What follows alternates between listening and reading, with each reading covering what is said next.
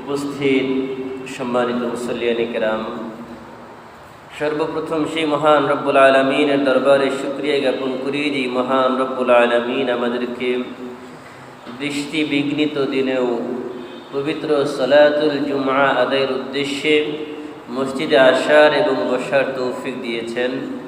যে মহান রব্বুল আলামিন আমাদের এই সুযোগ করে দিয়েছেন, সেই মহান রব্বুল আলামিনের দরবারে সকলে জবান খুলে মহব্বত নিয়ে সমস্বরে সকলে পড়ি আলহামদুলিল্লাহ।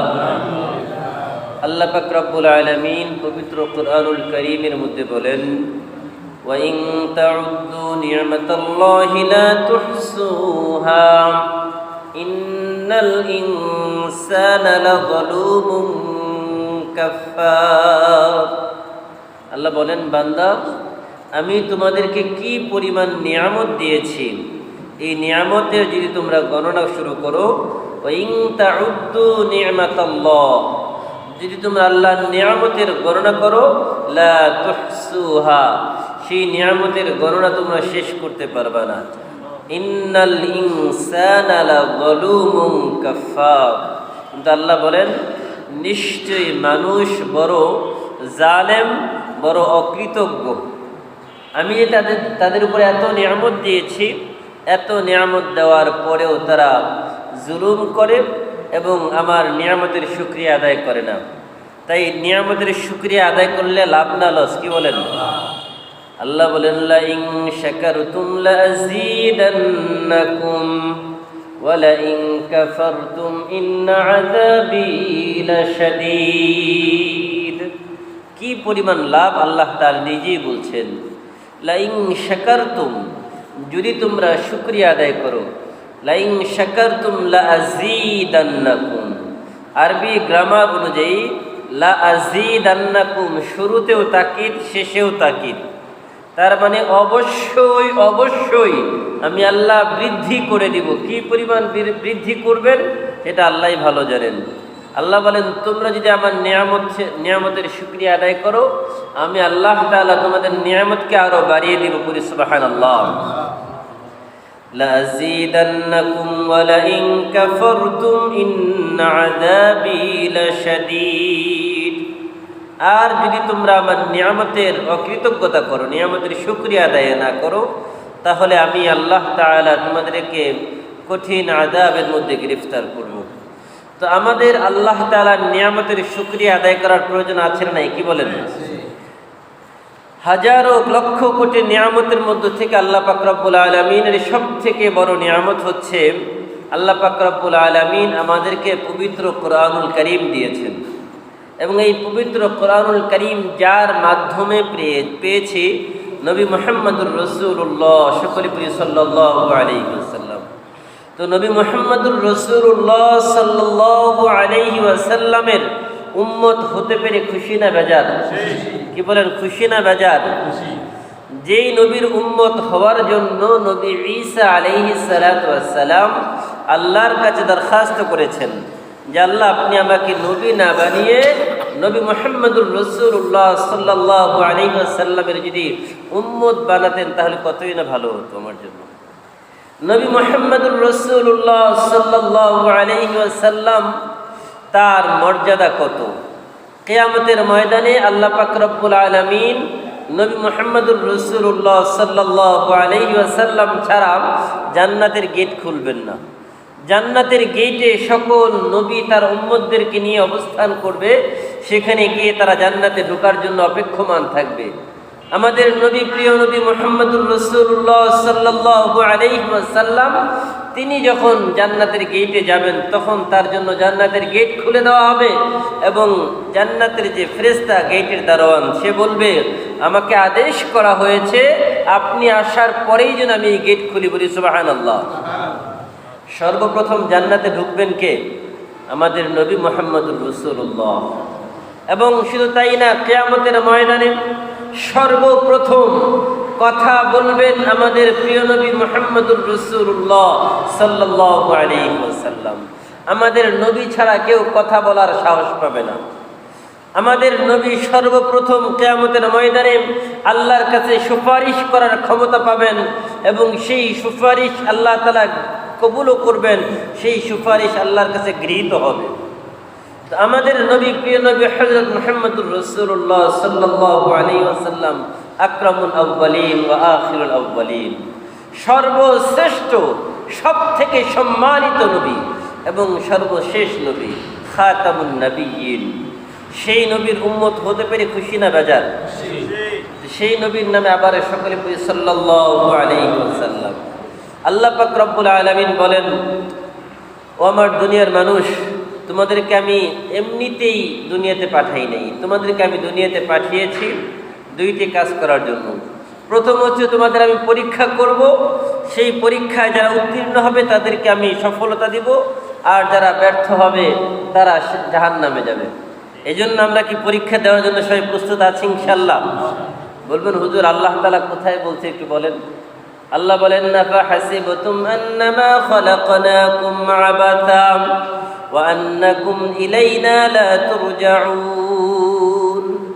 আল্লাহ বলেন, তোমরা কি মনে করো তোমাদেরকে আমি অনর্থক এমনিতেই সৃষ্টি করেছি কোনো কাজ ছাড়া? না না, বরং তোমাদেরকে আমি একটি প্রয়োজনে সৃষ্টি করেছি। আহাসিবান নাসু আন ইউতরাকু আন ইয়াকুলু আমান্না ওয়া হুম লা ইফতানুন। আল্লাহ বলেন, আহাসিবান নাস, মানুষ কি মনে করে, আন ইয়াকুলু আমান্না, তারা বলবে আমরা ঈমান আনয়ন করেছি, ওয়া হুম লা ইফতানুন, অথচ তাদেরকে পরীক্ষা করা হবে না। তারা মুখে বলবে যে আমরা ঈমান আনয়ন করেছি, বাস এতটুকুই যথেষ্ট। না না, আল্লাহ বলে তোমাদের এই মুখের কথাই শেষ না, বরং আমি তোমাদেরকে পরীক্ষা করব। ওয়ালাকাদ ফাতান্নাল্লাযীনা মিন ক্বাবলিহিম ফালায়া'লামান্নাল্লাহুল মুনাফিকিনা ওয়া লায়া'লামান্নাল কাযিবিন। আল্লাহ বলেন, তোমাদের পূর্বে যারা ছিল তাদেরকেও আমি আল্লাহ পরীক্ষা করেছি, আর ওই পরীক্ষার মাধ্যমে আমি ভাগ করে দিয়েছি কারা মুনাফিক, কারা মিথ্যাবাদী, কারা ঈমানদার, তাদেরকে আমি পার্থক্য করে দিয়েছি। আল্লাহ তাআলা কিয়ামতের ময়দানে বলবেন, ওয়ামতাজুল ইয়াওমা আইয়ুহাল মুজরিমুন। ও দুনিয়ার অপরাধীরা, আজকে নেককার যারা তাদের থেকে আলাদা হয়ে যাও। সুতরাং আল্লাহ পাক রব্বুল আলামিন পবিত্র কোরআন কারীমে অন্য আরেক জায়গায় বলেন, ফারীকুন ফিল জান্নাহ ওয়া ফারীকুন ফিস সাঈর। আল্লাহ বলেন, আল্লাহ তাআলা এক দলকে জান্নাতে দিবেন, আরেক দলকে জাহান্নামে দিবেন।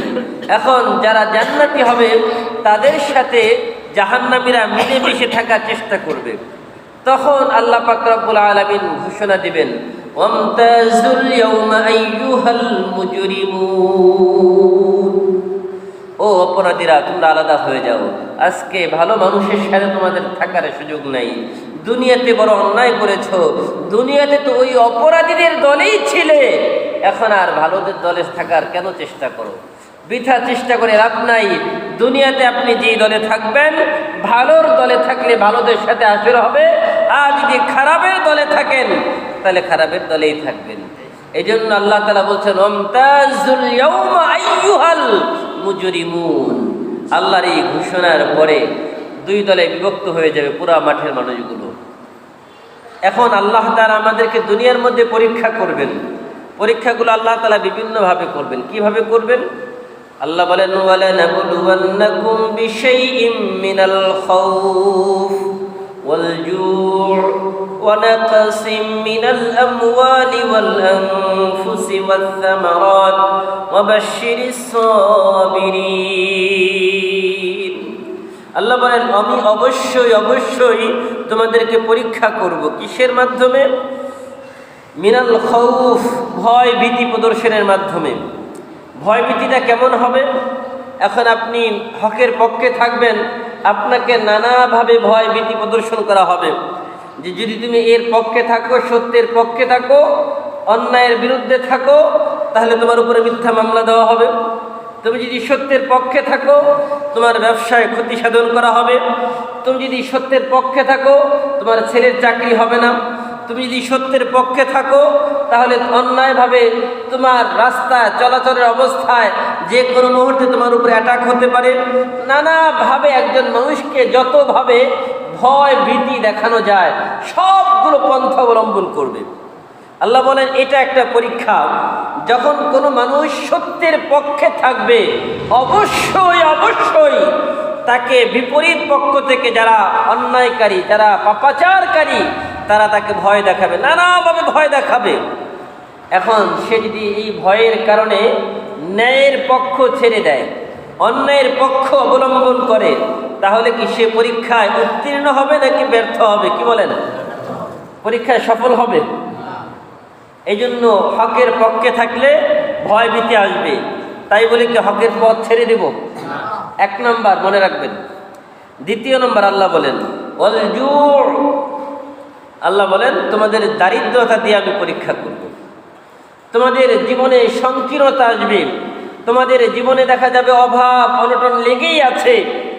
এমন অভাব অনটন মনে হয় দিনের পর দিন অভাবগ্রস্ত। আর এই অভাবগ্রস্ত হওয়ার পরেও যে মানুষটা অন্যায় পথে রিজিক তালাশ করে না, আপনি দেখেন রিজিক আল্লাহ তাআলা যাকে যতটুকু দেওয়ার তাকে আল্লাহ ঠিকই দিবেন। আপনি যদি হালাল পন্থায় চান, আপনার আমল নামায় তাকদীরে যা লেখা আছে সেটা কিন্তু আসবেই। সেটা যদি আপনি হালাল পথে যান, আল্লাহ হালাল পথে দিবে। আর যদি আপনি হারাম পন্থায় চান, সেটা আল্লাহ হারাম পন্থায় দিবে। আল্লাহ বলেন তোমাদেরকে দারিদ্রতা দিয়ে আমি পরীক্ষা করব। এখন এই দারিদ্রতায় পড়ার পরে, বিপদে পড়ার পরে, এখন যখন তোমার অভাব অনটন জীবনে লেগে আছে, আমি দেখব যে আমার ওই বান্দা কোনো হারাম পন্থা অবলম্বন করে কিনা, কোনো সুদের রাস্তা অবলম্বন করে কিনা, কোনো অন্যায় রাস্তা ইখতিয়ার করে কিনা। যদি করে তাহলে আমি কি পরীক্ষায় উত্তীর্ণ হব নাকি ব্যর্থ হব? বলেন না কেন? তাহলে কি অন্যায় কোনো রাস্তা অবলম্বন করা যাবে? তালাবুল কাসবি ফারিজাতুন বাদাল ফারিজা। আল্লাহ তাআলার এক নম্বর ফরজ হচ্ছে আল্লাহ তাআলার পাঁচ ওয়াক্ত যে বিধান, এটা নামাজ আদায় করা, নামাজ, রোজা, হজ, যাকাত এগুলো আদায় করার পরে দ্বিতীয় নম্বর ফরজ কাজ হচ্ছে তলাবুল কাসবি ফারিজাতুন বাদাল ফারিজা, যে আপনার নামাজের পরে আল্লাহর ঘর থেকে বের হয়ে রিজিকের তালাশ করা, হালাল রাস্তায় রিজিক তালাশ করা। আল্লাহ তাআলার ওয়াদা, যদি কোনো ব্যক্তি নামাজ পড়ে আল্লাহর রাস্তায় রিজিকের জন্য বের হয়ে যায়, আল্লাহ তাআলা বেনামাজির থেকে 70 গুণ বেশি আল্লাহ তাআলা ওই নামাজির রোজগারের মধ্যে আল্লাহ বরকত দিবেন। বলি সুবহানাল্লাহ। এটা আল্লাহর ওয়াদা। এখন আমরা সেই রাস্তা অবলম্বন না করে সহজ রাস্তায়, শর্টকাট রাস্তায় বড়লোক হতে চাই। সবাই চিন্তা করি শর্টকাট রাস্তায় কীভাবে বড়লোক হওয়া যায়। এত ঘোরাঘুরির সুযোগ আছে নাকি? শর্টকাট রাস্তা কি? কিভাবে সুদি কারবারের মাধ্যমে সহজে বড়লোক হওয়া যায়, ঘুষের মাধ্যমে, কিভাবে চোরাচালানের মাধ্যমে, মাদকের কারবারের মাধ্যমে, নানান পন্থা রয়েছে। এই পন্থাগুলো অবলম্বন করে কিভাবে শর্টকাট রাস্তা অবলম্বন করা যায়, এই চিন্তায় অনেকেই বিভোর। এখন যদি কোনো ব্যক্তি এই রাস্তাগুলো, শর্টকাট রাস্তা গ্রহণ করে, সে কি তার পরীক্ষায় উত্তীর্ণ হবে নাকি ব্যর্থ হবে? কি বলেন? দ্বিতীয় নম্বর আল্লাহ তাআলা পরীক্ষা করবেন ওয়ানাকসিম মিনাল আমওয়াল। আপনার সম্পদে ঘাটতি আসবে। ব্যবসা করছেন দীর্ঘদিন থেকে ব্যবসা করছেন, হঠাৎ আপনার ব্যবসায় ধস, হঠাৎ আপনার ব্যবসায় কিভাবে যে ঘাটতি হলো আপনি নিজেও জানেন না।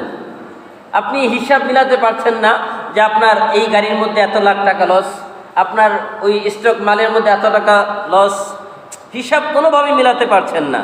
ওয়ানাকসিম মিনাল আমওয়াল, সম্পদের ঘাটতি হওয়া, এটা আল্লাহর পক্ষ থেকে একটা পরীক্ষা। এখন এই সম্পদের ঘাটতি পূরণের জন্য আপনি যদি কোনো হারাম রাস্তা ইখতিয়ার করেন, হালাল রাস্তাকে বর্জন করেন, তাহলে কি সফল হবে না ব্যর্থ হবে? ওয়ানাকসিম মিনাল আমওয়ালি ওয়াল আনফুস, এবং তার জীবন বিপন্ন হওয়ার আশঙ্কা রয়েছে। এখন দেখা যায় যে হালাল পথে থাকতে গিয়ে নানান পেরেশানি জীবনের মধ্যে আছে। আসেন, কিছু মানুষ এমনও বলেন যে হুজুর এত নামাজ পড়ি, রোজা রাখি, তারপরে বিপদ ছাড়ে না, বিপদ পিছনে লেগেই আছে। আর একজন মানুষ জীবনে নামাজ পড়ে না, সে হারাম পথ ছাড়া হালাল পথের ধারে কাছেও যায় না। যদি উস্টা খেয়ে পড়ে যায় তাহলে সে পূর্ব দিকে পড়ে, পশ্চিম দিকে পড়ে না, আল্লাহকে জীবনে সেজদা দেয় না। ওই লোকের জীবনে তো কোনো বিপদ নাই, তার কোনো বিপদ নাই। এত পাওয়ার, এত ক্ষমতা, এত কিছু, তার তো কোনো সমস্যা নাই, আমি নামাজ পড়ি, রোজা রাখি, সব কিছু করি, তারপরে বিপদটা আমার ছাড়ে না। এখন বলেন এই বিপদ না ছাড়া এটা ভালো না খারাপ? কি বলেন, ভালো না খারাপ? তার মানে আল্লাহর দৃষ্টি আমার উপরে আছে, আল্লাহ আমাকে পরীক্ষা করছেন। অল আনফুস, মানুষের জীবনে বিভিন্ন বিপদ দিয়ে আল্লাহ পরীক্ষা করবেন। ওয়াসসামারাত, আল্লাহ তাআলা বলেন ৫ম নাম্বার, তোমাদের বাগান বাড়ি, ফসল বাড়ি, বিভিন্ন ক্ষেত খামার যা আছে এগুলোর মধ্যে আমি বিভিন্ন পোকামাকড় দিয়ে, বিভিন্ন কিছু দিয়ে আমি ফসল নষ্ট করে দেই, ফসলটাকে ধ্বংস করে দেই, দিয়ে আমি বান্দাকে পরীক্ষা করি, দেখি তোমার গতবার তো অনেক ফসল ভালো হয়েছে, এবার ফসল কম হলে তুমি আমার শুকরিয়া আদায় করো কিনা। গতবার তো ফসল ভালো হয়েছে, আল্লাহর রাস্তায় ফসলের ওসুরগুলো সঠিকভাবে আদায় করেছো, এবার তো ফসল কম হয়েছে, এই অজুহাতে তুমি ওসুর আদায় করা বন্ধ করো কিনা, আমি আল্লাহ পরীক্ষা করতে চাই। আছে না এমন?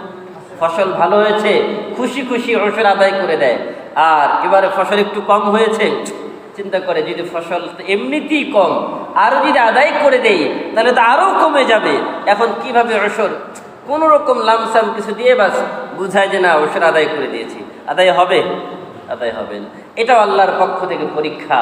আল্লাহ বলে এই সবগুলো তোমাদের পরীক্ষা, আর এই পরীক্ষায় যারা উত্তীর্ণ হবে তাদের জন্য আল্লাহ বলেন ওয়াবাশশিরিস সাবিরিন।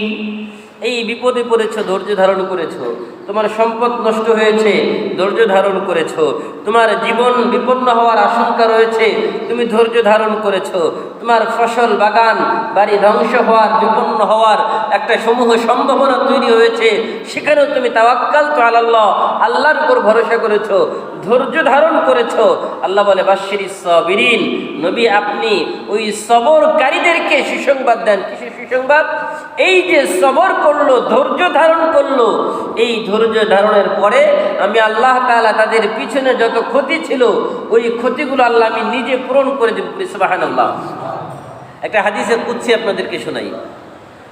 আল্লাহ পাক রব্বুল আলামিন নিজে বলছেন, কুল ইয়া ইবাদি, হে আমার বান্দা, তাফাররাগ লি ইবাদাতি, আমার ইবাদতের জন্য সময় বের করো।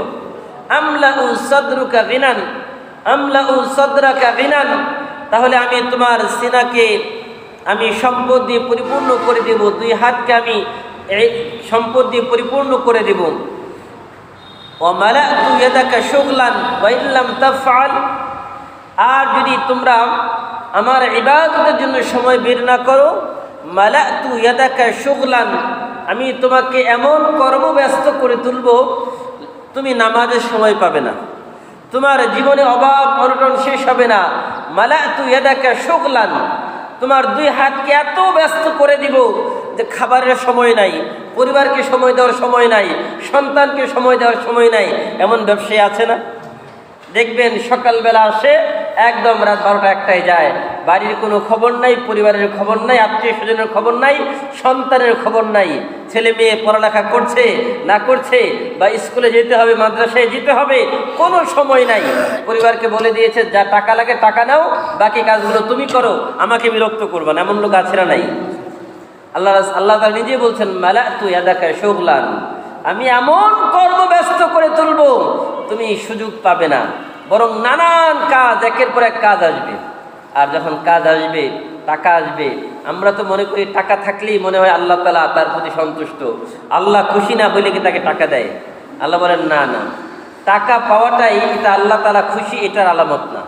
কখনো কখনো আল্লাহ তাআলা অসন্তুষ্ট হয়েও বান্দাকে সম্পদ দেন, অসন্তুষ্ট হয়েও আল্লাহ তাআলা বান্দাকে সম্পদ দেন। আর সম্পদ দেন কেন? যাতে করে সে দুনিয়ার মধ্যে এই সম্পদ নিয়েই পড়ে থাকে, সম্পদের মোহে পড়ে, সম্পদের ভালোবাসায় সে যেন বিভোর হয়ে থাকে, আল্লাহকে ভুলে যায়। আল্লাহ তাআলা এই জন্য আরো বেশি করে তাকে সম্পদ দিয়ে দেন। এখন এই ব্যক্তি যখন সম্পদ পেয়ে গেল, সে ভাবতে থাকে আল্লাহ তাআলা যদি আমার প্রতি খুশি না হন তাহলে কি আমাকে সম্পদ দিবেন? আল্লাহ তাআলা আমার প্রতি সন্তুষ্ট আছেন বিধায় তো আল্লাহ তাআলা আমাকে সম্পদ দিচ্ছেন। আল্লাহ বলেন ওয়ালাউ আন্না আহলাল কুরা আমানু ওয়াত্তাকাউ লাফাতাহনা আলাইহিম বারাকাতিম মিনাস সামাই ওয়াল আরদি ওয়ালাকিন কাযযাবু ফাআখাযনাহুম বিমা কানু ইয়াকসিবুন। আল্লাহ বলেন, ও হে ঈমানদারেরা, আন্না আহলাল কুরা আমানু, হে সমাজের মানুষ, তোমরা আল্লাহর প্রতি পরিপূর্ণ অবিচল আস্থার বিশ্বাস আনো। ফাত্তাকাউ, আল্লাহকে ভয় করো। ওয়ালাউ আন্না আহলাল কুরা আমানু ওয়াত্তাকাউ লাফাতাহনা আলাইহিম বারাকাতিন মিনাস সামা, আমি আল্লাহ আসমান থেকে বরকতের যত দরজা আছে সব দরজাগুলো তোমাদের জন্য খুলে দেব। পুরো সুবহানাল্লাহ। আর যদি আল্লাহকে ভয় না করো, ওয়ামান ইয়াত্তাকিল্লাহা ইয়াজআল লাহু মাখরাজা, যারা আল্লাহকে ভয় করেন, আল্লাহ বলে আমি তাদের নিষ্কৃতির রাস্তা বের করে দেই। ওয়ারযুকুহু মিন হাইতু লা ইয়াহতাসিব, আমি তাদের জন্য রিজিকের ব্যবস্থা এমন জায়গা থেকে করি যেটা তারা কল্পনাও করে না। ওয়া মিন হাইতু লা ইয়াহতাসিব ওয়ারযুকুহু মিন হাইতু লা ইয়াহতাসিব ওয়া মান ইয়াতাওয়াক্কাল আলাল্লাহ ফাহুয়া হাসবু, আর যে ব্যক্তি আল্লাহর প্রতি ভরসা করে আল্লাহ তার জন্য যথেষ্ট হয়ে যান, আল্লাহ তার জন্য যথেষ্ট হয়ে যান। ওয়া মান ইয়াতাওয়াক্কাল আলাল্লাহ ফাহুয়া হাসবু ইন্নাল্লাহা বালিগু আমরিহি ক্বাদ জাআলাল্লাহু লিকুল্লি শাইইন কদরা। আল্লাহ তাআলা প্রতিটা বান্দার তাকদীর লিখে রেখেছেন। আল্লাহ তাআলা প্রতিটা বান্দার তাকদীর লিখে রেখেছেন, সুতরাং তাকদীরের থেকে বেশি পাওয়া সম্ভব না। এই জন্য আল্লাহর প্রতি পরিপূর্ণ আস্থার অবিচল বিশ্বাস যদি আমরা রাখতে পারি, ইনশাআল্লাহ সকল সমস্যার সমাধান আল্লাহর পক্ষ থেকে আল্লাহ তাআলা করে দেবেন। বলেন আমিন। সম্মানিত ভাইয়েরা, আমি আপনাদের সামনে যে আয়াত তেলাওয়াত করেছি, সূরা আলে ইমরানের 31 নম্বর আয়াত আমি আপনাদের সামনে পড়েছি। এই আয়াতকে সামনে রেখেই অল্প কিছু কথা বলতে চাই। আল্লাহ পাক রব্বুল আলামিন তার হাবিব প্রিয় নবী হযরত মুহাম্মদুর রাসূলুল্লাহ সাল্লাল্লাহু আলাইহি ওয়াসাল্লামের ব্যাপারে বলেছেন, ওয়া ইন্নাকা লাআলা খুলুকিন আযীম। রাসূল সাল্লাল্লাহু আলাইহি ওয়াসাল্লাম যে উত্তম চরিত্রের অধিকারী, এই সার্টিফিকেট স্বয়ং আল্লাহ তাআলা দিয়েছেন। কে দিয়েছেন বলেন সবাই? কে দিয়েছেন? আল্লাহ তাআলা দিয়েছেন। আল্লাহ পাক রব্বুল আলামিন তার হাবিবকে বলেন, নুন ওয়াল কলামি ওয়া মা ইয়াসতুরুন মা আনতা বিনি'মাতি রাব্বিকা বিমাজনুন। নুন ওয়াল কলাম ওয়া মা ইয়াসতুরুন, কলমের শপথ এবং এই কলম যা লেখে তার শপথ। আল্লাহ তাআলা কলমের শপথ করেছেন, কলমের কসম খেয়েছেন।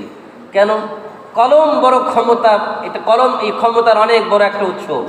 এই কলম যার হাতে থাকে সে অনেক বড় ক্ষমতাবান।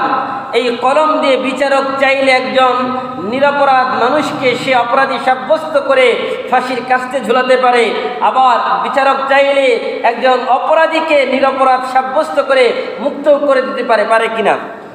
এই কলম চাইলে মানুষের জীবন নিতে পারে, এই কলম চাইলে মানুষের জীবন ফিরিয়েও দিতে পারে। এই কলম চাইলে মানুষের সম্পদ নিজের করে নিতে পারে, এই কলম চাইলে আবার পরের সম্পদটাকে আরেকজনকে দিয়েও দিতে পারে।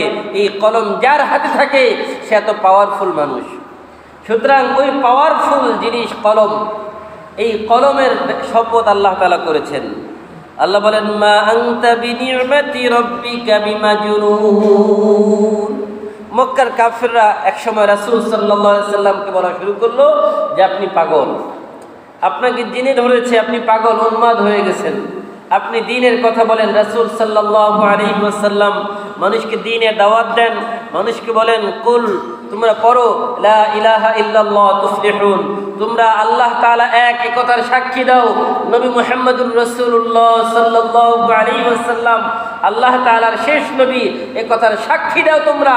যখন মানুষকে দাওয়াত দিচ্ছিলেন যে মূর্তি পূজা ছেড়ে দাও, তাওহীদ একাত্মবাদের বিশ্বাসী হও, তখন তারা বলল যে তোমরা লাত, মানাত, উজ্জা, এগো হুবল, এই মূর্তিগুলোর পূজা ছেড়ে দাও। 360টা মূর্তি দিয়ে যখন কাবা ঘরটাকে ভরে ফেললো, রাসূল তাদের প্রতিবাদ করে বললেন, এই কাবা ঘরকে মূর্তি পরিষ্কার করো। তখন তারা বলল, ইন্নাকা লামাজনুন, নিশ্চয় তুমি পাগল, পাগল ছাড়া কি কথা কেউ বলতে পারে? মক্কার বাইতুল্লাহর ভিতরে মক্কার মুশরিকরা তারা কাবার ভিতরে মূর্তি রেখেছে, আল্লাহ রাসূল তার প্রতিবাদ করেছেন। আর তখনই রাসূলকে বলা হলো রাসূল পাগল। রাসূলকে কি বলেছে? পাগল। কিন্তু আল্লাহ তাআলা তার প্রতি উত্তরে কি বলেছেন? মা আনতা বিনি'মাতি রাব্বিকা বিমাজনুন। নবী, আপনি আপনার রবের নিয়ামতের মাধ্যমে জেনে রাখুন, নিয়ামতের কারণে শুকরিয়া আদায় করুন। বিমাজনুন, আপনি পাগল না। আপনি আপনার রবের নিয়ামতে আপনি পাগল না, আপনি একজন সুস্থ মস্তিষ্ক ভালো মানুষ। ওয়া ইন্না লাকা লাআজরুন গায়রা মামনুন, আর আপনি যে মানুষকে দ্বীনের দাওয়াত দিচ্ছেন আর এজন্য মানুষ আপনাকে পাগল বলছে, আপনাকে যে পাগল বলছে বলুক, এটার জন্য আপনার জন্য আমি অসংখ্য অগণিত পুরস্কার ঘোষণা করছি। ওয়া ইন্নাকা লাআলা খুলুকিন আযীম, শুধু তাই না, আপনার চরিত্র কেমন আল্লাহ তাআলা সেটাও বলছেন। আপনি মহান চরিত্রের অধিকারী, আপনি মহান চরিত্রের উপরে প্রতিষ্ঠিত। আল্লাহ তাআলা রাসূল সাল্লাল্লাহু আলাইহি ওয়াসাল্লামের চরিত্রের সার্টিফিকেট দিচ্ছেন। আমাদের সমাজে বিভিন্ন চাকরির জন্য বিভিন্ন জায়গায় চারিত্রিক সার্টিফিকেট লাগে না? কি বলেন, লাগে কিনা? ওই চারিত্রিক সার্টিফিকেটের উপরে কার সই থাকে? চেয়ারম্যানের, মেম্বারের, যারা ঊর্ধ্বতন এরকম দায়িত্বশীল তাদের। এখন কথা হচ্ছে, যারা এই সিগনেচার করেন আরেকজনের চারিত্রিক সার্টিফিকেট দেন, তাদের চরিত্রের সার্টিফিকেট কে দিয়েছে? বুঝেন নাই ভাইয়ের আমার। আপনারা একজন ইমাম নির্বাচিত করতে গেলে কিভাবে নির্বাচিত করেন? একজন ইমাম নেবেন মসজিদের, ইমামের কিভাবে নির্বাচিত করেন? যখন দেখেন যে একজন ইমাম নিতে হবে মসজিদে, দেখেন যে ইমামের চরিত্র ভালো কিনা, ইমামের কণ্ঠস্বর কেমন, ইমামের হাইট কেমন, ইমামের তার যোগ্যতা কি, ইমাম তার লেবাস পোশাক ঠিক আছে কিনা, সব দিক বিবেচনা করে যদি মোটামুটি 100-র মধ্যে 80 ভাগ পছন্দ হয় যে হ্যাঁ এখন চলে, কি বলেন? সবার কাছ থেকে মতামত নেওয়া হয় না? একজন ইমাম নির্বাচিত করতে গিয়ে তার পুঙ্খানুপুঙ্খানু সব বিবেচনা করা হয়। তার পিছনের ব্যাকগ্রাউন্ড কি ছিল, সামনে তার পরিস্থিতি কি হতে পারে, সব কিছু দেখার পরে একজন ইমাম যদি নির্বাচিত করেন, ইমামের কাজটা কি ভাই? ইমামের পিছনে নামাজ পড়বেন, ইমাম আপনাদেরকে খুতবা দিবে, ইমামের বক্তৃতা শুনবেন, মানবেন, এটাই তো কাজ। একজন ইমামকে নির্বাচিত করতে গিয়ে যদি এত কিছু দেখতে হয়, তাহলে ইমাম তো 2 প্রকার। ইমাম কয় প্রকার বলেন সবাই? বলেন সবাই, কয় প্রকার? 2 প্রকার। একটা হচ্ছে ইমামে সুগরা, আর একটা হচ্ছে ইমামে কুবরা। ইমামে সুগরা কারা? যারা মসজিদের ইমামতি করে তারা এখন হচ্ছে ইমামে সুগরা, মানে ছোট ইমাম। যারা সমাজের দায়িত্ব পালন করে তারা হচ্ছে ইমামে কুবরা, বড় ইমাম। এখন যারা সমাজের দায়িত্ব পালন করে তারা যদি মসজিদের এই জায়গায় দাঁড়ানোর যোগ্যতা না রাখে, তাহলে বড় ইমাম হতে পারে? কি বলেন? ইমাম এখানে যারা দাঁড়ায় তারা তো হচ্ছে ওই বড়দের প্রতিনিধি, তারা হচ্ছে বড়দের প্রতিনিধি। সুতরাং যারা বাহিরের দায়িত্ব পালন করবে তারা যেন মসজিদে আসলে এই জায়গায় দাঁড়িয়ে নামাজ পড়াতে পারে এমন একজন ইমাম দরকার। সেটা মসজিদ হোক, সমাজে হোক। যদি আপনার সমাজ আর মসজিদটাকে এক করতে পারেন, তাহলেই মনে রাখবেন সমাজে শান্তি আসবে। আপনি মসজিদের ইমামকে একজন বানিয়েছেন, বাহিরের ইমাম আরেকজন বানিয়েছেন। আমি আপনাদেরকে জিজ্ঞাসা করতে চাই, ভাই কেবলা কয়টা বলেন তো? বলেন না কেন, কেবলা কয়টা? আমার কথা কি বুঝতে আপনাদের অসুবিধা হয়? কেবলা কয়টা? কেবলা বুঝেন? নামাজ কোন দিকে ফিরে পড়েন? পশ্চিম দিকে। আমাদের দেশ থেকে বাইতুল্লাহ পশ্চিমে, তাই আমরা পশ্চিম দিকে মুখ করে নামাজ পড়ি। মদিনা থেকে উত্তর দিকে, তারা উত্তর দিকে ফিরে নামাজ পড়ে, দক্ষিণ দিকে ফিরে নামাজ পড়ে। যেই দেশ থেকে যেদিকে তারা সেই দিকে নামাজ পড়ে। আমাদের দেশ থেকে যেহেতু পশ্চিমে, তাই আমরা পশ্চিম দিকে ফিরে নামাজ পড়ি। সুতরাং সম্মানিত হাজিরিন, কেবলা আমাদের উদ্দেশ্য। মুসলমানের কেবলা কয়টা? একটা। এখন আপনি আপনার নামাজের কেবলা একদিকে আর সমাজের কেবলা আরেক দিকে, বুঝেন নাই? আপনার নামাজের কেবলা হচ্ছে পশ্চিমে আর আপনার সমাজের কেবলা হচ্ছে পূর্ব দিকে। আপনি যদি 2 দিকে 2 কেবলা বানান তাইলে হবে। আল্লাহ কি বলেন? ফাওয়াল্লি ওয়াজহাকা শাতরাল মাসজিদিল হারাম। তুমি তোমার কেবলা একদিকে বানাও, একদিকে বানাও, 2 দিকে কেবলা না। আল্লাহ রাসূল মক্কা থেকে মদিনায় এসেছেন। আল্লাহ রাসূল বাইতুল মুকাদ্দাসের দিকে 17 মাস ফিরে নামাজ পড়েছেন। কয় মাস বলেন? তখন বাইতুল মুকাদ্দাস ছিল মুসলমানের কেবলা। তো আল্লাহ রাসূলের দিলের তামান্না ছিল মক্কায় থাকা অবস্থায় তো একদিকে ফিরে পড়েছেন, সামনে বাইতুল্লাহ ছিল, তার দিকে ওইদিকে আবার বাইতুল মুকাদ্দাসও ছিল, কোনো অসুবিধা ছিল না। কিন্তু যখন মদিনায় চলে গেলেন তখন তো বাইতুল মুকাদ্দাস সামনে আর মক্কা বাইতুল্লাহ পিছনে পড়ে গেল। এখন তো মনে কষ্ট, যাহারে আমি বাইতুল্লাহর দিকে ফিরে নামাজ পড়তে পারি না। আল্লাহ তাআলা তার রাসূলের দিলের খবর জানেন। আল্লাহ তাআলা 17 মাস পরে নামাজরত অবস্থায় বললেন, ফাওয়াল্লি ওয়াজহাকা শাতরাল মসজিদুল হারাম, কিবলা আপনার এখন আর দুইটা না, কিবলা একটা, সেটা হচ্ছে আপনি বাইতুল্লাহর দিকে মুখ করেন। সুতরাং মুসলমানদের কিবলা হবে একটা, সেটা হচ্ছে বাইতুল্লাহ। আর বাইতুল্লাহ যেহেতু একটাই কিবলা, সুতরাং নামাজের কিবলা বলেন আর সমাজের কিবলা বলেন, সব কিবলা হবে একটা। যদি দুই জায়গায় কিবলা দেন, দুই পায়ে নৌকা দিবেন, মাঝখানে বিপদগ্রস্ত হবেন, ঠিক কিনা? এই জন্য কিবলা একটা বানান কিবলা, তাহলে বিপদ মুক্ত থাকবেন। আর যদি দুই কিবলা বানান তাহলে বিপদগ্রস্ত হবেন, সিদ্ধান্ত আপনাদের। এই জন্য বলছিলাম, রাসূল সাল্লাল্লাহু আলাইহি সাল্লাম কি বলল? ইন্নাকা লা মাজনুন, আপনি পাগল। রাসূল কি পাগল ছিল? কি বলেন? রাসূল পাগল ছিল না, কিন্তু কাফেররা রাসূল সাল্লাল্লাহু আলাইহি সাল্লামকে পাগল বলে গালি দিয়েছে। রাসূল সাল্লাল্লাহু আলাইহি ওয়াসাল্লামকে তারা নানাভাবে তারা অসম্মান করার চেষ্টা করেছে। রাসূল সাল্লাল্লাহু আলাইহি সাল্লামের জামানায় এক কাফের কাব বিন আশরাফ সে রাসূল সাল্লাল্লাহু আলাইহি সাল্লামকে নিয়ে কবিতা রচনা করেছে। কি কবিতা? সেই কবিতার মধ্যে রাসূল সাল্লাল্লাহু আলাইহি সাল্লামকে নিয়ে নানান কটূক্তিমূলক বাক্য ছিল। রাসূলের উপর নানানভাবে তারা হেনস্থা করার চেষ্টা করেছে। রাসূলের কাছে যখন এই খবর আসলো কাব বিন আশরাফ রাসূল সাল্লাল্লাহু আলাইহি সাল্লামকে নিয়ে কটূক্তিমূলক কবিতা রচনা করেছে, তখন রাসূল সাল্লাল্লাহু আলাইহি সাল্লামের মনটা খারাপ হয়ে গেল। সাহাবায়ে কেরাম লক্ষ্য করলেন, বললেন, ইয়া রাসূলুল্লাহ, আপনার মন খারাপের কারণ কি? রাসূল সাল্লাল্লাহু আলাইহি সাল্লাম বললেন, আমার সাহাবীরা কাব বিন আশরাফ সে আমার নামে মিথ্যা কবিতা রচনা করেছে, আমার নামে মিথ্যা অপবাদ রটিয়েছে, এটা আমি বরদাস্ত করতে পারছি না, এটা আমার বুকে কষ্ট লাগছে, আমার দিলে রক্তক্ষরণ হচ্ছে।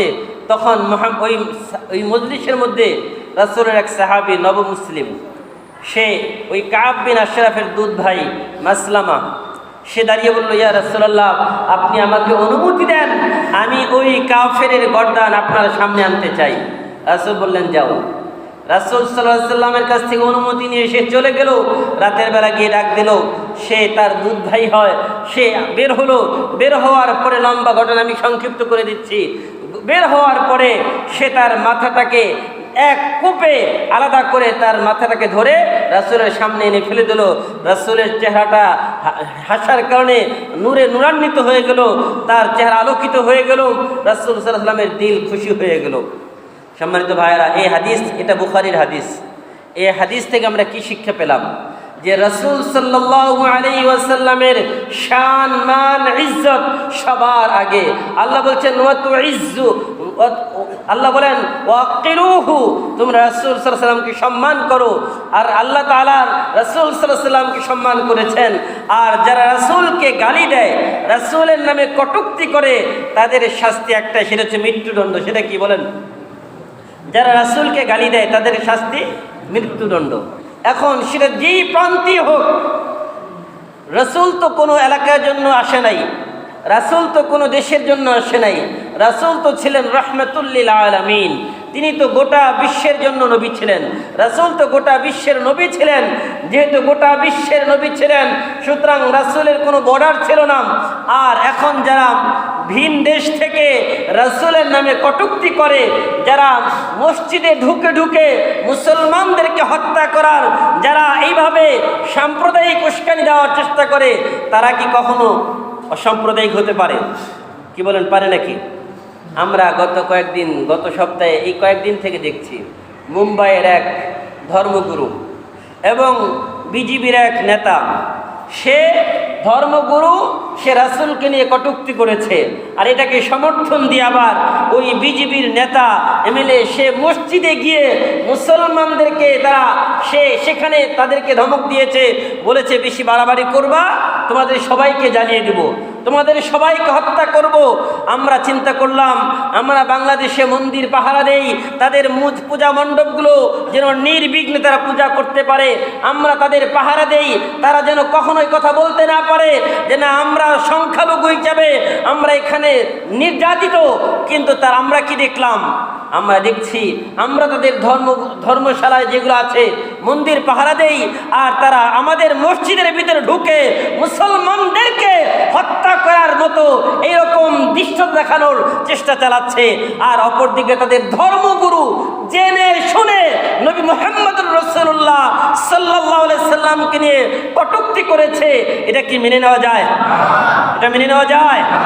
আল্লাহ রাসূল সাল্লাল্লাহু আলাইহি সাল্লাম বলেছেন, লা ইউমিনু আহাদুকুম হাত্তা ইয়াকুনা হাব্বা ইলাইহি মিন ওয়ালিদিহি ওয়া ওয়ালাদিহি ওয়ান নাসি আজমাইন। তোমরা ততক্ষণ পর্যন্তই মুমিন হতে পারবে না, ঈমানদার হতে পারবে না, যতক্ষণ না নবী মুহাম্মদুর রাসূলুল্লাহ সাল্লাল্লাহু আলাইহি সাল্লামকে নিজের সন্তান, নিজের স্ত্রী, নিজের পিতামাতা, এমনকি নিজের জীবন থেকে রাসূলকে বেশি ভালো না বাসবে। যতক্ষণ পর্যন্ত বেশি ভালো না বাসবে ততক্ষণ পর্যন্ত তোমরা মুমিন আর ঈমানদার হতে পারবে না। আমি আপনাদেরকে জিজ্ঞাসা করতে চাই, আমরা কি সবাই রাসূলকে ভালোবাসি? সবাই রাসূলকে ভালোবাসি? মুখ দিয়ে কথা বলতে হবে, সবাই রাসূলকে ভালোবাসি। যদি সবাই রাসূলকে ভালোবাসি, সেই ভালোবাসার প্রমাণ দিতে হবে যারা এইভাবে রাসূলকে নিয়ে কটূক্তি করতে চায়, যারা রাসূল সাল্লাল্লাহু আলাইহি সাল্লামের চরিত্রে কালিমা লেপনের চেষ্টা করে, যারা মুহাম্মদুর রাসূলুল্লাহর চরিত্রে আঘাত হানার চেষ্টা করে, যারা যেই দেশেরই হোক না কেন, তারা পৃথিবীর যেই প্রান্তেই থাকুক না কেন, তাদের শাস্তি মৃত্যুদণ্ড, এটা আমরা দাবি করি। বলেন ঠিক কিনা? শুধু তাই না, আমাদের কাছে সবথেকে কষ্ট লেগেছে বিজেপির সেই নেতা ভারতের, সে মসজিদে ঢুকে মুসলমানদেরকে এইভাবে কিভাবে শাসাতে পারে, কিভাবে মুসলমানদেরকে হুমকি দিতে পারে। আমরা যেখানে তাদের মন্দিরগুলো পাহারা দেই, সেখানে তারা ভারতে মুসলমানরা সংখ্যালঘু, আর সংখ্যালঘু হওয়ার পরেও তাদের অধিকার কিভাবে তারা নষ্ট করতে পারে, এটা আমাদের জানার দরকার আছে না নাই? মুসলমান তারা সিংহের গর্জন দিতে জানেন। মুসলমান কিন্তু কাপুরুষের জাতি না, মুসলমানরা বীরের জাতি। মনে রাখতে হবে, এই ভারতবর্ষ আমরা 450 বছর চালিয়েছি, তখনও কিন্তু মুসলমান সংখ্যালঘু ছিল। সুতরাং মুসলমানরা সংখ্যায় বিশ্বাস করে না, মুসলমানরা কখনো সংখ্যায় কোনো সময় বেশি ছিল না। মনে রাখতে হবে, যখন মুসলমানরা আল্লাহর নাম নিয়ে তাকবীর দিয়ে যখন সামনে আগাবে, কোনো বাতিল মুসলমানদের সামনে দাঁড়াতে পারবে না। ঠিক কিনা?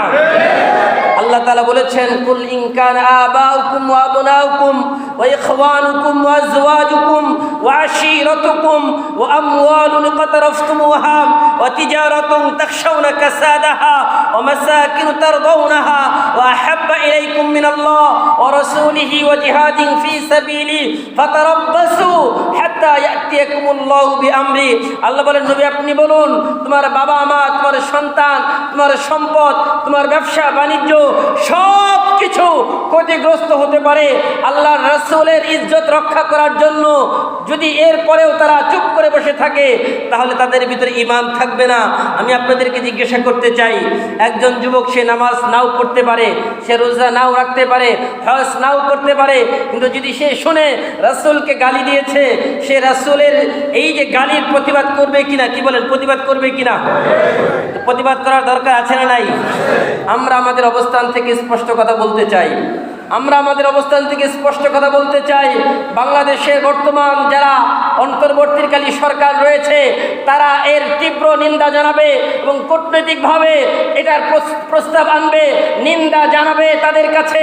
এবং আমাদের এই মেসেজ বাংলাদেশ থেকে তাদের কাছে পৌঁছে দিতে হবে যে বাংলাদেশের মানুষ এটাকে ভালোভাবে দেখছে না, যে একজন ধর্মগুরু হয়ে কিভাবে মুসলমানদের প্রিয় নবী হযরত মুহাম্মদুর রাসূলুল্লাহ সাল্লাল্লাহু আলাইহি সাল্লামকে নিয়ে কটূক্তি করতে পারে, এবং একজন নেতা কিভাবে সে মসজিদে ঢুকে মুসলমানদেরকে হত্যার মতো করে সেইভাবে তাদেরকে ধমক দিতে পারে। যদি এর তীব্র নিন্দা না জানায় এই বর্তমান সরকার, তাহলে তাদের প্রতি আমাদের অনাস্থা আনতে হবে। বলেন ঠিক কিনা? শুধু তাই না, কারণ মনে রাখতে হবে এই দেশ মুসলমানের দেশ, এই দেশটা হচ্ছে মুসলমানের দেশ। এই দেশে হিন্দু, বৌদ্ধ, খ্রিস্টান সকল বিধর্মীরা থাকবে, কোনো অসুবিধা নাই, ছিল, আছে, থাকবে। তা আমার মনে হয় পৃথিবীর মধ্যে সব থেকে শান্তিতে আছে যত সংখ্যালঘু বাংলাদেশে তারা। কিন্তু আমরা কি দেখলাম? আমরা আগেও বলেছি, পার্বত্য চট্টগ্রাম নিয়ে কথা বলেছি অনেক আগেও, কিন্তু আমাদের এই কথাগুলো আগে এইভাবে কর্ণপাত করা হয় নাই। কিন্তু আমরা গতকালকের যেই বক্তব্য দেখলাম, চট্টগ্রাম নিয়ে যারা একটু সজাগ আছেন তারা দেখছেন বর্তমান এই বাংলাদেশের একটা অংশ পার্বত্য চট্টগ্রামকে নিয়ে এই চট্টগ্রামকে আলাদা করার জন্য নানান ষড়যন্ত্র চলছে। আমাদের কথা স্পষ্ট, বাংলাদেশের 56,000 বর্গ মাইলের 1 হাত মাটি কাউকে আমরা ইজারা দেই নাই। 1 হাত মাটি তো দূরের কথা, 1 মুঠো বালু পর্যন্ত কারো কাছে ইজারা দেই নাই। যদি আমাদের এই 56,000 বর্গ মাইলের এই দেশটাকে কেউ ভাগ করতে চায়, তারা আর যাই হোক, তারা বর্তমানে বাংলাদেশের নাগরিক হতে পারে না, ঠিক কিনা? যদি তারা আমাদের এই 56,000 বর্গ মাইলের এই বাংলাদেশের দেশটাকে দ্বিভাগ করতে চায়, 2 ভাগ করতে চায়, তারা দেশদ্রোহী। সুতরাং তাদের বিচার একটাই, তাদেরকে ফাঁসির কাস্টে ঝোলানো, ঠিক কিনা? কারণ যারা দেশকে দুভাগ করতে চায় তারা আসলে কারা? তারা বলতে চায় আমরা সংখ্যালঘু, সেনাবাহিনীকে পাহাড় থেকে সরাও।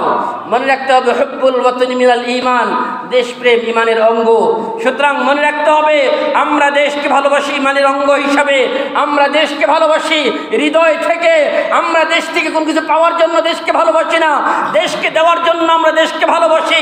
এই দেশে জন্মগ্রহণ করেছি, এই দেশেই থাকবো, এই দেশেই মরবো। সুতরাং এই দেশ নিয়ে যদি কেউ ষড়যন্ত্র করে, তাদের কিন্তু এই দেশে ঠাঁই হবে না, বলেন ঠিক কিনা? আমরা গতকালকের এক বক্তব্যে তাদের দেখলাম, তারা বলছে ভারতের দৃষ্টি আকর্ষণ করে তারা বলছে যে তোমরা আমাদেরকে আশ্রয় দাও, তোমরা আমাদেরকে সমর্থন করো, আমরা এই পাহাড়ি অঞ্চলটাকে আমরা আলাদা একটা রাষ্ট্র করতে চাই।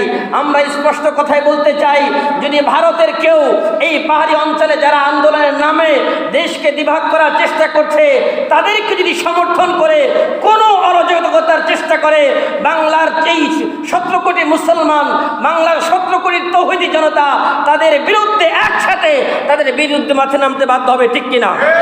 ভাইয়ের আমার, আরো একটা বিষয় আপনাদের দৃষ্টি আকর্ষণ করতে চাই। বাংলাদেশের ব্রাক বিশ্ববিদ্যালয় এই সপ্তাহে দেখেছি, আমরা এর আগেও আলোচনা করেছি ট্রান্সজেন্ডার নিয়ে আমরা এর আগেও আলোচনা করেছি। ট্রান্সজেন্ডার কি এখন তার বলার সুযোগ নেই, আগামীতে বলবো। ট্রান্সজেন্ডার নিয়ে আমাদের এই শিক্ষানীতির ভিতরে ঢুকিয়ে দেওয়া হয়েছিল, নাস্তিকবাদের বীজ বপন করা হয়েছিল। আমরা এর তীব্র প্রতিবাদ জানিয়েছি। কিন্তু আমরা কি দেখলাম, এই সপ্তাহে ব্রাক বিশ্ববিদ্যালয়ে এই ট্রান্সজেন্ডারকে প্রমোট করার জন্য, সমকামিতার মতো এত একটা জঘন্য অপরাধকে প্রমোট করার জন্য তারা একটা নাটক বানিয়েছে।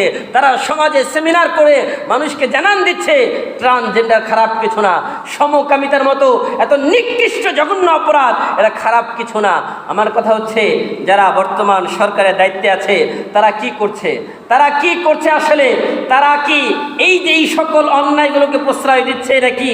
আমাদের কথা স্পষ্ট, যদি এদেরকে আপনারা দমন না করেন, যদি মানুষ নিজের হাতে আইন তুলে নেয়, তাহলে এর জন্য কিন্তু আপনারাই দায়ী থাকবেন।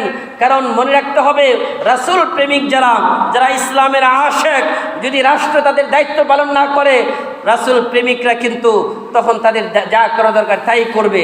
এই জন্য এই সমকামিতার মতো ন্যাক্কারজনক ঘটনা এবং পার্বত্য চট্টগ্রাম নিয়ে যে ষড়যন্ত্র চলছে, এবং ভারতে বিজেপির নেতা মসজিদে ঢুকে মুসলমানদেরকে যে হুমকি দিয়েছে, এবং যেই ধর্মগুরু নবী মুহাম্মদুর রাসূলুল্লাহ সাল্লামকে নিয়ে কটূক্তি করেছে, আমার কাছে মনে হয় সবগুলো একই সূত্রে গাঁথা নানান ষড়যন্ত্র চলছে। এই জন্য আমাদের সজাগ থাকতে হবে। আর আমার কথা হচ্ছে স্পষ্ট যে আমাদের প্রিয় নবী হযরত মুহাম্মদুর রাসূলুল্লাহ সাল্লাল্লাহু আলাইহি সাল্লামের চরিত্র যারা কালিমা লেপনের চেষ্টা করেছে, তাদের বিরুদ্ধে আমাদের প্রতিবাদ করা সবার জন্য ফরজ। সুতরাং এটা কোনো রাজনীতিক কেউ কোনো কিছু রং দেওয়ার চেষ্টা করবেন না। নবী মুহাম্মদুর রাসূলুল্লাহ হচ্ছে আমাদের ঈমানের ব্যাপার। যারা আমরা মুসলমান, যেই দলেই করি না কেন, তাদের জন্য ঈমানের ব্যাপার হচ্ছে নবী মুহাম্মদুর রাসূলুল্লাহ সাল্লাল্লাহু আলাইহি সাল্লাম। সুতরাং যদি নবী মুহাম্মদুর রাসূলুল্লাহর ইজ্জতের রক্ষার জন্য যদি আমাদেরকে ডাক দেওয়া হয়, আমরা মাঠে নামবো ইনশাআল্লাহ। যদি কোনো মিছিল মিটিংয়ের জন্য ডাক দেওয়া হয়, সবাই আসবেন ইনশাআল্লাহ। আল্লাহ তাআলা আমাদের সকলকে কবুল করে বলেন আমিন। ওয়া আখিরু দাওয়ানা আলহামদুলিল্লাহি রাব্বিল আলামিন।